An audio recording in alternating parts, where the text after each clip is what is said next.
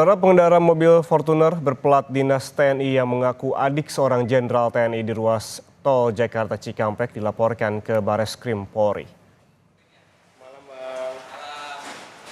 Didampingi oleh kuasa hukumnya, pelapor Marcelina Deka telah melaporkan ke polisi kejadian yang menimpa dirinya di tol Japek saat mudik Lebaran. Pelapor juga menyerahkan sejumlah barang bukti berupa video viral dan tanda kepemilikan kendaraan. Atas insiden tersebut, mobil milik pelapor mengalami rusak di bagian depan lantaran ditabrak pelaku yang mengaku sebagai adik jenderal TNI. Peristiwa terjadi di tol Jakarta Cikampek kilometer 57.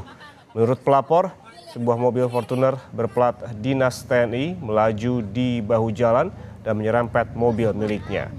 Saat terjadi cekcok, pengendara Fortuner mengaku adik seorang jenderal TNI.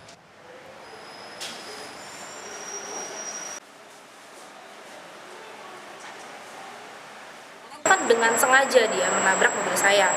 Terus akhirnya yaitu mulai cekcok itu, terus dia marah-marah dan dia malah bawa-bawa kakak saya jenderal gitu loh. Saya maksudnya nggak ada urusan mau kakaknya jenderal, kalau salah ya salah. Oke gitu, saya bersedia tanggung jawab.